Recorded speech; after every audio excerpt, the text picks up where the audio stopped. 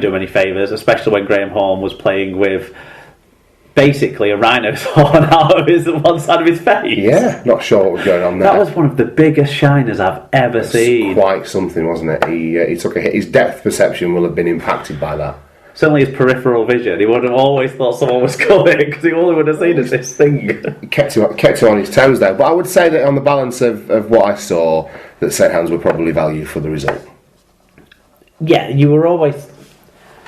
I don't want to necessarily just fall into the trap that Carney fell into of basically saying all night, when Roby comes on it's going to change, when Roby comes on it's going to change. But you kind of felt a little bit that way when he came on, and it did speed up. And for the first time you were actually seeing a team get on the front foot, get over the advantage line with the forwards, and get the ball to decision-making players quickly so that they were able to catch out opposition players with what they were doing, be it kicks over or what have you. There was a couple of good tries from kicks.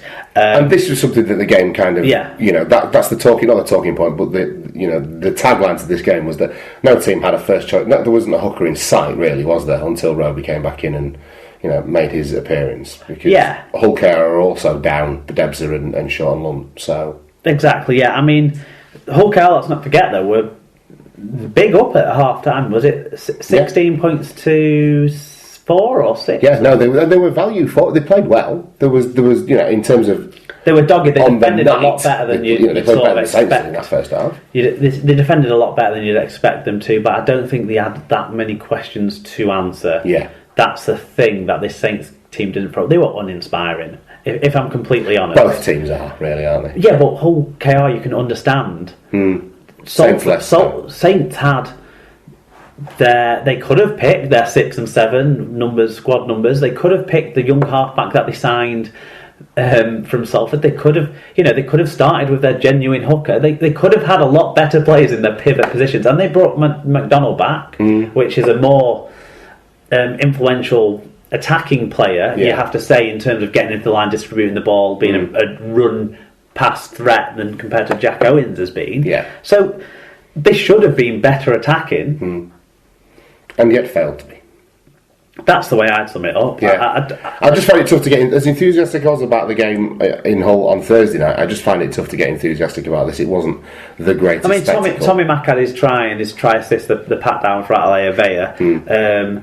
I think they were a couple of players who shone for St Helens along. And Atalaya has had a good start to the season. Actually. With the ball, definitely, yeah. And on the other side, you had Adam Swift on the other wing as well, who keeps looking hilarious as he runs down the pitch, but did a really good play to set up that Shannon McDonald try. You got to credit him for good awareness there.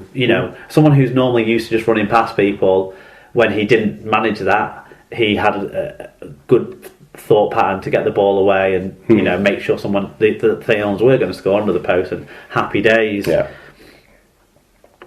penalty count was even 7-7 as was the numbers of clean breaks 7-7. Right.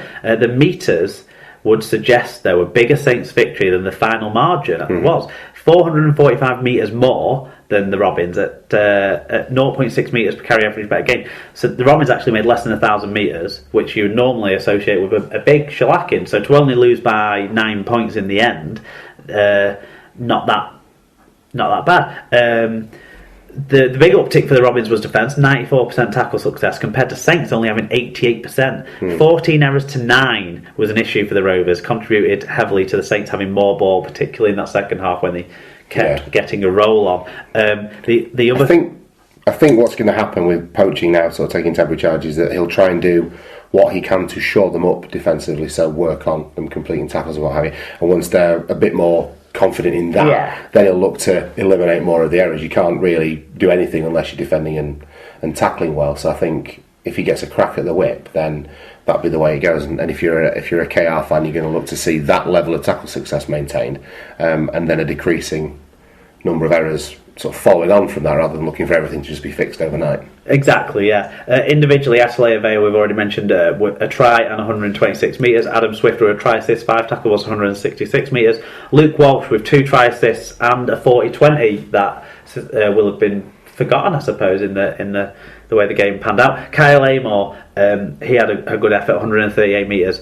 For Hull KR, Ryan Shaw did get his try in the end and had 2 clean breaks. His no try was it in the first half? Yes. That was possibly the most pivotal moment of the game. Do you have a view on whether that was a try or not? Obviously, it wasn't in terms of what was given. They went upstairs as no try. There was 2 potential issues: the grounding and the touching goal. Yeah. Anything to say conclusively it was a try? Not for me, to be honest. I think it was no try. I think it was the right decision. Do you wish we still had the benefit of the doubt system that would have given it a try? Well, only for making St. lose. You what, sorry? Only for the first to make it more likely to lose. You can wish for stuff like that all you want, but we haven't got it. So we've got to play by the rules. And I think, perhaps if there was benefit of the doubt, then yes, you could say that it might have been given, but I didn't see anything that was conclusive. I was definitely on the fence of whether his foot did get to the line before the ball got down. It was very close, but certainly I don't think he had full control of the ball when it went down. I don't even think he got his hand back on the ball before he grounded it. I think it was with his wrist, which to me means if you've lost control and then you ground it with your wrist, that's not control of the ball. That's not control of the ball. So I had no major issues with the decision actually, but it was a very interesting moment in the game. Dane Tilt's 116 metres and 4 successful offloads. One of them, the really good one for Albert Kelly when he ran through to set up the Maurice Blair try. That was a very good piece of play from the Robins. That had me out of my seat watching that one. That was probably the most sparkling moment of ball playing in the whole game. And George Lawler plugged his way around the pitch at hooker, didn't he? Really, 48 tackles though. He really worked hard. Good for him, worked his socks off, absolutely. Tyler Casfan got in touch. Said Saints' attitude in the first half made KR look like Hull Kingston Roosters. Very clever. Totally different once Roby was introduced in the second half. Down LBW. I think tonight confirmed that Saints are a one-man team. Robes comes on and we fire right up and actually use the back line. We are very poorly coached, a right shambles and yawny boring. Still was good to see Team out get some action at last. I think he has been quiet. Well, he's had fucking Louis McCarthy-Scarsbrook inside him. He's not going to get much ball. I'm sure no one's blaming Tommy Makin. It was from the kicks really that he got involved in this game though, wasn't it? Gene is a Hull KR fan, I presume. Proud of Hull KR tonight, real passion, grit and determination shown. Paul Michael Craig, the Thunder from Down Under, he said the turning point was the disallowed try and Kelly going off. Hull KR never stood a chance after that.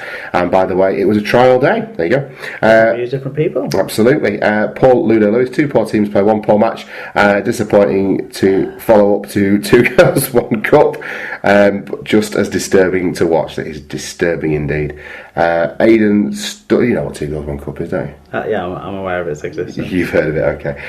Aidan Stalker, not too sure what to make of that. Saints win. Roby is back and Meganson looking like he's getting back to his best. It's obvious that something is not right though. I'm not sure what's wrong, but the obvious over-reliance on Roby is a bit worrying. Let's hope we can kick on from here and get a decent run going. Let's face it, Aidan, that obvious over-reliance on James Roby is...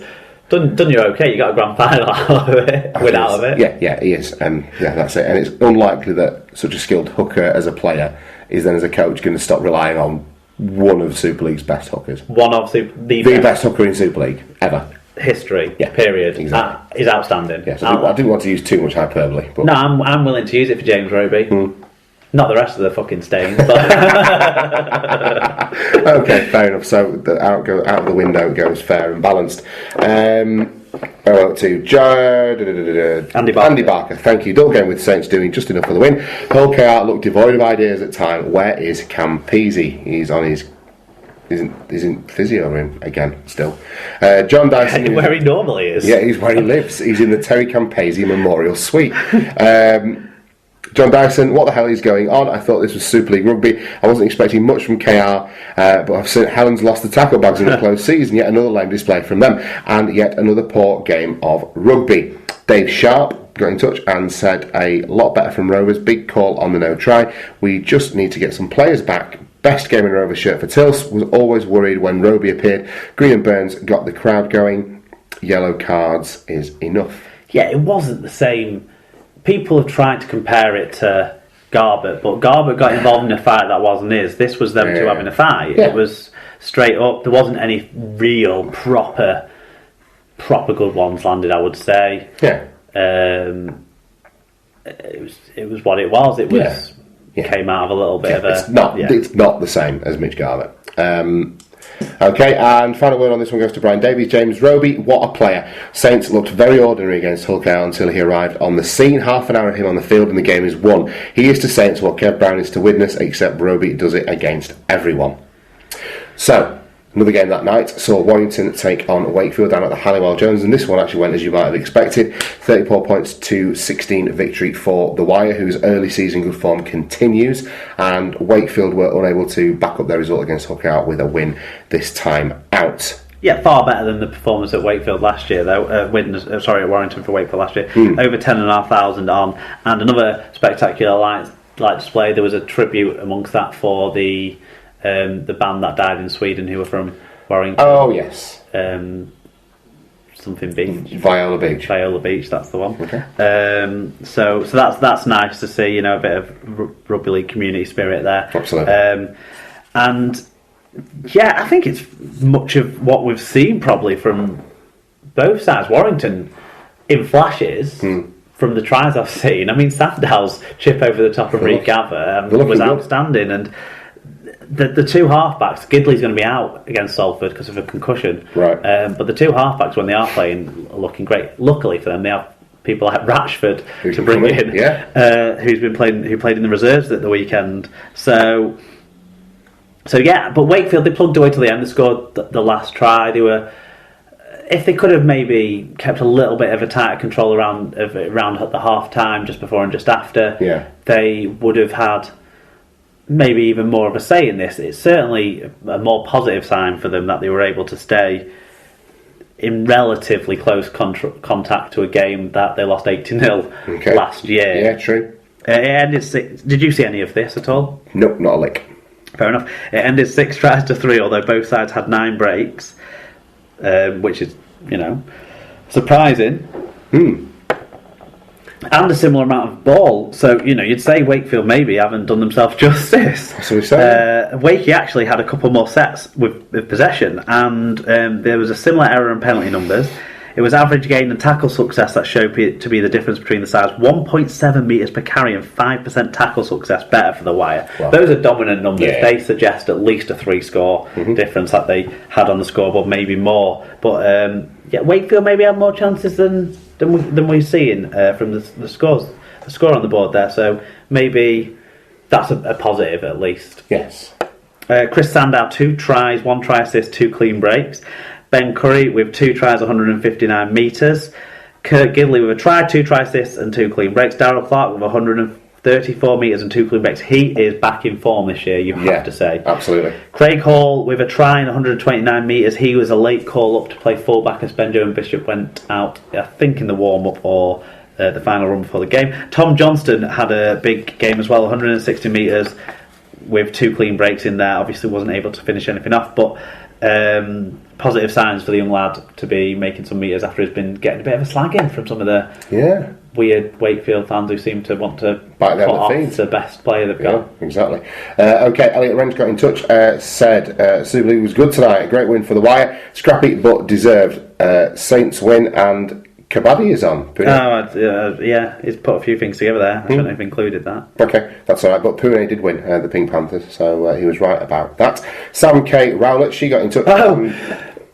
We had the TV on after the game, and Kabaddi obviously rolled on after Super League, and Emma caught a bit of Kabaddi, and she was like we've all been mesmerised by Kabaddi. I don't want to watch this. I don't have a fucking clue what's going on. But how do you turn the telly off when it's on? Because you find yourself watching it and just like leaning in.